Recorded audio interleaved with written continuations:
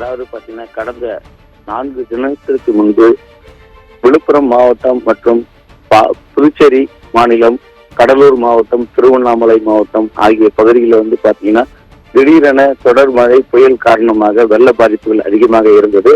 அந்த நிலையில் திருவண்ணாமலை மாவட்டத்திலே சாத்தனூர் டேமுடைய அணையின் பாதுகாப்பு கருதி திடீரென வந்து 1,68,000 கண்ணாடி வந்து வெள்ள நீர் திறக்கப்பட்டது அணையிலிருந்து பாதுகாப்பு கருவி. இந்த வெள்ள நீரானது ஆங்காங்கே வந்து மலட்டாற்றில் வந்து எல்லா இடத்திலும் பார்த்தீங்கன்னா அதிகப்படியான தொடர் மழை காரணமாகவும் ஏராளமான வீடுகள் மற்றும் வந்து வயல்வெளிகள் பாதிக்கப்பட்டன. அது மட்டுமில்லாமல் சாலைகளும் துண்டிக்கப்பட்டன.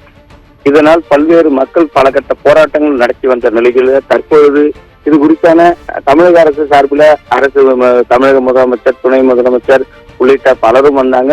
மற்றும் அரசியல் கட்சி பிரமுகர்களும் ஆங்காங்கே வந்து நிவாரணப் பொருட்களும் உதவி பொருட்களும் செய்து அந்த இடத்துல பாதிக்கப்பட்ட இடங்களை மக்களிடையே நேரடியாக பார்வையிட்டு அதுக்கான விசாரணையை மேற்கொண்டாங்க. இந்த நிலையில இந்த பெஞ்சல் புயல் காரணமாக மத்திய குழு வந்து இன்று வந்திருக்கு. இது வந்து பாத்தீங்கன்னா சென்னையில தொடர்ந்து புதுச்சேரி மாவட்டம், புதுச்சேரி மாநிலம் மற்றும் மரக்காணம் கடற்கரை பகுதி மற்றும் விழுப்புரம் மாவட்டம், அதனை தொடர்ந்து திருவண்ணாமலை மாவட்டத்துக்கு செல்ல உள்ளாங்க. அப்புறம் தொடர்ந்து கடலூர் செல்ல உள்ளாங்க. இந்த நிலையில விழுப்புரம் மாவட்டத்துல அவங்க சென்னையில இருந்து நேரடியாக வரும்போது விக்கிரவாண்டிய ஒழுங்குமுறை விற்பனை கூடத்துல பாத்தீங்கன்னா இந்த மழை வெள்ளம் காரணமாக நெல், மணிலா, உளுந்து உள்ளிட்ட பொருட்கள் வந்து அந்த பக்கத்துல வந்து அதிகமாக சேதமடைந்து இதனால விவசாயிகள் பாதிக்கப்பட்டன.